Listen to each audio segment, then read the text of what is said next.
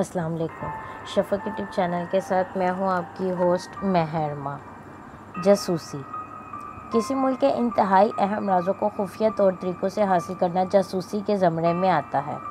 मुख्तलिफ़ मुल्क एक दूसरे के ख़िलाफ़ जो मालूमात और अदाद-ओ-शुमार इकट्ठी करते रहते हैं, इनमें 80% तो उन्हें खुले ज़राए इब्लाग यानी रेडियो, अख़बारात और जराइद से हासिल हो जाती हैं।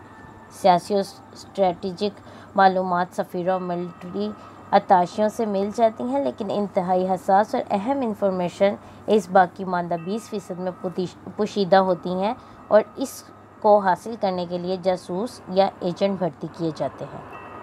दुनिया में जासूसी का फ़िल्म मुल्की मफादात के तहफ़्फ़ुज़ के लिए इंतहाई ज़रूरी समझा जाता है, बल्कि आजकल तो ये खुद मुख्तार रियासत की बका ही जासूसी अदारों की बदौलत है।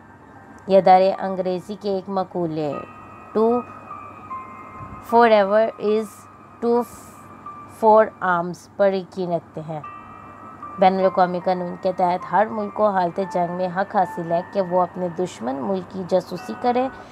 1907 के हैग कन्वेंशन के आर्टिकल 29 में जासूसी को कुछ उस तरह बयान किया गया है या उसकी कुछ इस तरह तारीफ़ की गई है। कहते हैं, A person can be considered a spy only when he is collecting information clandestinely or under false pretense. A uniformed soldier in enemy territory, for example, is not a spy, but if we wear civilian clothes to collect information, he is a spy.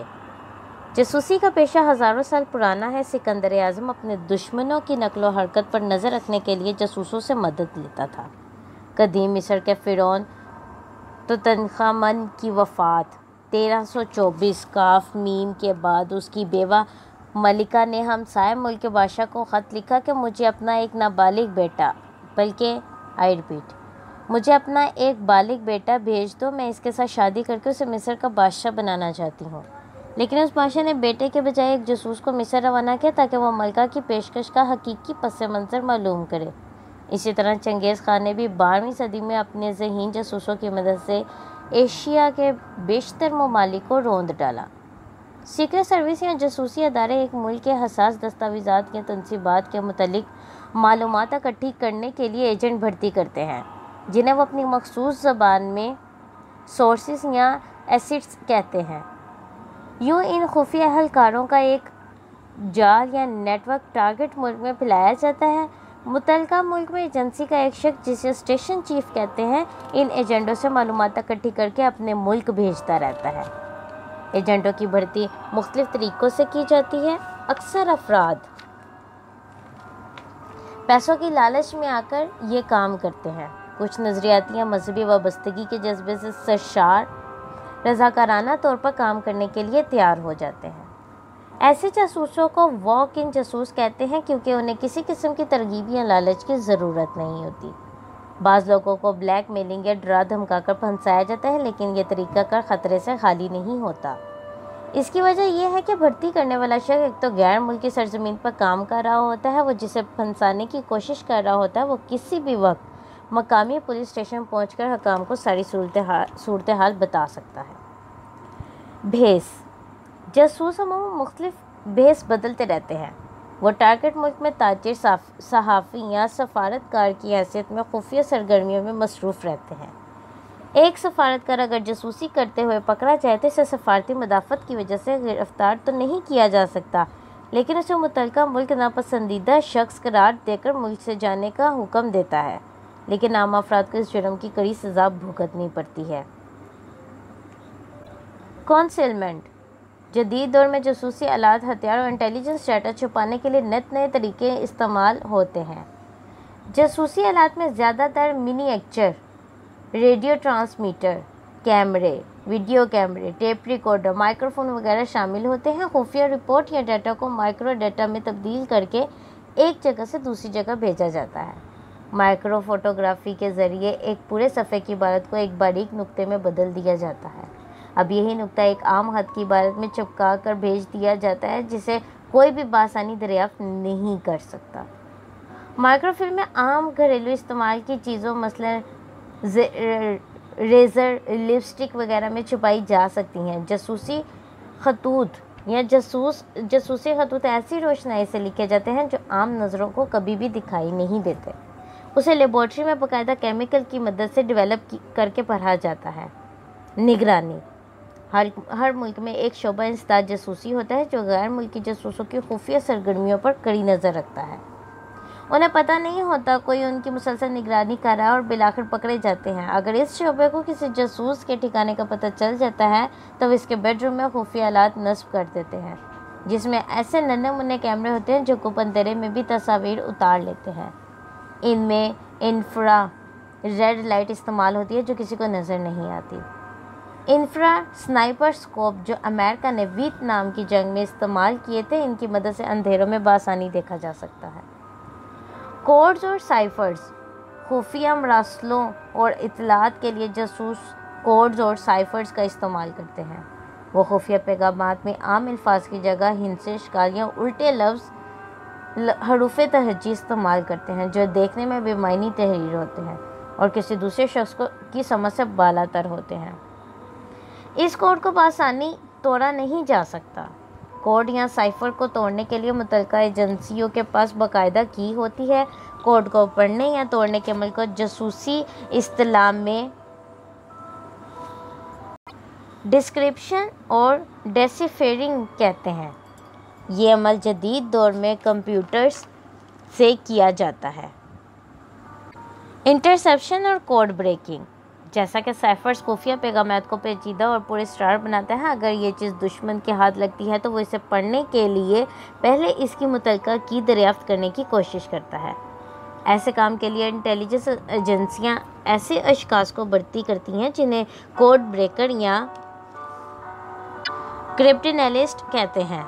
दूसरी जंग अज़ीम में बरतानवी secret service ने German के पकड़े गए खुफिया पैगामात को तोड़ने के लिए 5000 कोड्स ब्रेकर भर्ती किए थे, जो रोज़ाना 2000 कोड्स खोलने का उंदिया रखते थे या अकीदा रखते थे। 1941 में अमेरिकी साइफर एक्सपर्ट्स ने जापान के खुफिया पैगाम का कोड फाश करने में कामयाबी हासिल की, जिसमें एक अमेरिकी बहरी अड्डे पर हमले का जिक्र था, मगर वो अड्डे का नाम और हमले की सही तारीख और वक्त मालूम ना कर सके। फिर जापानियों ने 7 दिसंबर को पर्ल हार्बर हवाई जजीरे पर अचानक हमला करके इसे तबाह और बर्बाद कर दिया, जिसमें 2300 अमेरिकी हलाक हुए और यूं अमेरिका को मजबूरन जंग अज़ीम दोम में शामिल होना पड़ा।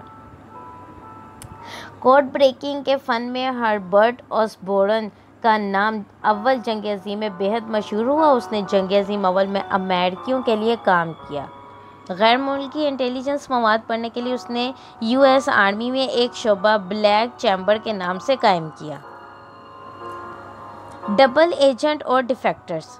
अक्सर ऐसा भी होता है कि एक जासूस बज़ाहिर अपने मुल्क से फ़रार होकर दुश्मन मुल्क में सियासी पनाह ले लेता है और फिर उन्हीं के लिए अपने मुल्क के ख़िलाफ़ जासूसी करने लगता है। दर हकीकत वो डबल एजेंट होता है। वो मेज़बान मुल्क के राज बआसानी चोरी करके अपने मुल्क भेजता रहता है। लेकिन ऐसा भी होता है कि ऐसे अफराद पर मेज़बान मुल्क एतबार नहीं करते, उसे झूठ मूठ के राज और इंफॉर्मेशन देकर वर्गलाते हैं और देखते हैं कि क्या वो अपने मुल्क की इंटेलिजेंस सर्विस को ये जाली मालूमात देकर कंफ्यूज करता है या नहीं। ऐसे शख्स को जो दुश्मन मुल्क में पनाह लेते हैं अंग्रेज़ी इस्लामी डिफेक्टर्स कहते हैं। एक कदीम चीनी सिपहसालार सन त्सो ने 4वीं सदी ईस्वी में अपनी किताब फ़न हर्ब में सबसे पहले डबल एजेंट के मुतल्लिक, और किताब का नाम था द आर्ट ऑफ वार, में लिखा है उसे इस किस्म की जासूसी के लिए डम्ड स्पाइस यानी तबाहशुदा जासूस का लफ्ज़ इस्तेमाल किया है। हेरोल्ड फेल्बी 1930 की दहाई में बरतानवी सीक्रेट सर्विस MI5 का एजेंट था। इसने 30 साल इस अदारे में जासूसी के मुख्तलिफ ऑपरेशंस और सरगर्मियों में हिस्सा लिया। अपने कैरियर के दौरान इसका रूसी जासूसी अदारे KGB के साथ दर पर्दा रवाबित कायम हुआ और वह डबल एजेंट बन गया। कुछ अर्से बाद वो 1970 में फ़रार होकर मास्को पहुंचा, जहाँ उसे सियासी पनाह मिल गई। रूसी ने उस बरतानवी जासूस का वालहाना इस्तकबाल किया, उसे पेंशन और रहने के लिए आलीशान बंगला दिया। इसके अलावा उसे आला तरीन रूसी एजाज़ order of the red banner भी अता किया गया। इस वाक़े से 18 साल का बरतानवी बादशाह जॉर्ज पंजम ने इसे Order of the British Empire अता किया था। ओली गॉड यूस्की लंदन में केजीबी का स्टेशन चीफ था। वह बरतानिया में रूस के लिए खुफिया सरगर्मियों में मुलविस रहा था, लेकिन 1986 के बाद वो बरतानवी सीक्रेट सर्विस के लिए भी अपने ही मुल्क के खिलाफ जासूसी करने लगा। यह स्विस सिस्टम से सख्त बेजार हो चुका था। 1985 में उसने अचानक सियासी पनाह के लिए बरतानवी हुकाम से रजू किया, क्योंकि वो केजीबी के दीगर करिंदों की नज़र में आ गया था जो अब उसकी निगरानी कर रहे थे। उसने बाद में केजीबी के मुतालिक अपनी याददाश्तों पर मबनी एक किताब शाया की। आर्केडी शिवचिंको अक़वाम मुत्तहिदा में रूसी मिशन की तरफ से बतौर अंडर सेक्रेटरी जनरल काम कर रहा था। इसी दौरान में CIA के साथ इसका राब्ता हो कुछ अर्सा बाद 1984 में एक रोज़ इसने रूसी मिशन से निकलकर न्यूयॉर्क में CIA के एक दफ्तर में पनाह ली। यह शख्स रूसी तारीख में सबसे आला तरीन ओहदेदार था जिसने फ़रार होने का फ़ैसला किया था, वरना छोटे मोटे सरकारी एहलकार तो अक्सर मगरब फ़रार होते रहते थे। आर्केडी ने भी अमेरिका से अपनी किताब शाया की, ब्रेकिंग विद मॉस्को, जिसने लाखों डॉलर का बिजनेस किया। खुफिया हथियार सीक्रेट वेपन्स। जासूसी अदारों का माजी हमेशा हो नहीं रहा है। ज़माना जंग में जासूस अपनी खुफिया सरगर्मियों में मसरूफ़ रहते हैं, लेकिन अमन के वक्त में भी ये लोग फारिग नहीं बैठते। ये लोग अपने मुल्क के मुखालफिन के कत्ल व गारतगिरी करते रहते हैं। खासकर सर्द जंग के ख़ात्मे के बाद वारसा पैकेट और नीटो के मुल्क एक दूसरे के अहम सियासी लीडरों को खुफिया हथियारों से कत्ल करने लगे थे। मसला अमेरिकी CIA ने क्यूबा के सदर फेडरल कास्ट्रो पर दोबारा नाकाम कातिलाना हमला कराया, बल्कि 2 बार नाकाम कातिलाना हमला कराए। एक बार उन्होंने किसी तरह इसके मखसूस सगार में ख़तरनाक बैक्टीरिया इंजेक्ट करा दिए थे। दूसरी मरतबा जब वो समंदर में तैराकी कर रहा था तो रबड़ की एक ट्यूब में ताकतवर बम नस्ब करके इसकी तरफ बहा दिया गया था, जो इसके साथ टकराते टकराते रह गया था, वरना इसके परखच्चे उड़ जाते।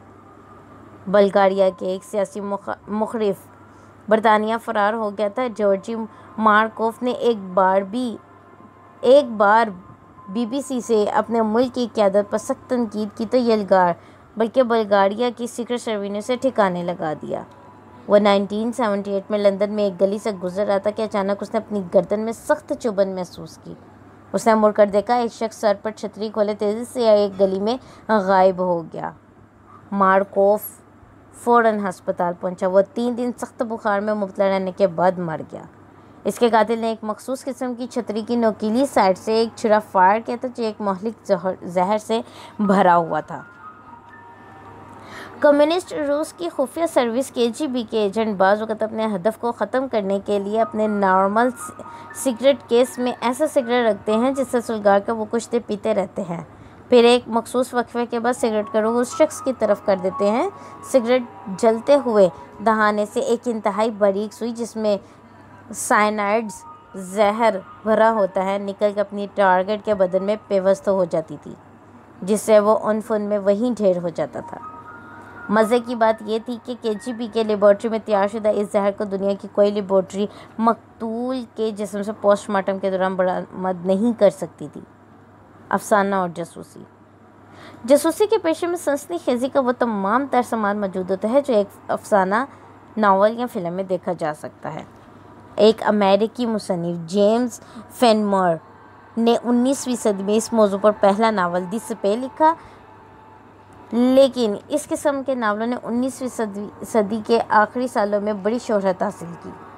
दुनिया के चंद बेहतरीन मुसन्निफ बज़ाते खुद जासूसी के पेशे से मुंसलिक रह चुके हैं। मसलन जो मशहूर ज़माना फ़िल्मी किरदार जेम्स बॉन्ड के खालिक लैन फ्लेमिंग दोम जंग अज़ीम के दौरान में बरतानिया नेवल इंटेलिजेंस के लिए काम करता था। जॉन ली कैरे जो मुतअद्दिद आलमी शोहरत याफ्ता जासूसी नावलों का मुसन्निफ है, बरतानवी जासूसी अदारों MI5 और MI6 में मुलाजमत कर चुका है। हॉलीवुड ने इन दोनों मुसन्निफ़ों की तहरीरों को कामयाब तरीन फिल्मों में ढालकर आलमी सतह पर पेश करके करोड़ों डॉलर कमाए। इसके अलावा भी कई लोगों ने इस मौजू पर किताबें लिखकर खूब दौलत कमाई। मसलन फ्रेडरिक फोर्सेथ और लैन डार्कटाउन की किताबें कई मिलियन की तादाद में छप कर पूरी दुनिया में बिकती हैं, बल्कि इनकी कई ज़ुबानों में तर्जमे भी छपते हैं। ये था मुख्तसर तारुफ जासूसों का। जासूसी के बारे में मज़ीद मालूमात और इनके मिशंस के बारे में जानने के लिए शफ़क़ यूट्यूब चैनल को लाइक और सब्सक्राइब करना मत भूलें। शुक्रिया।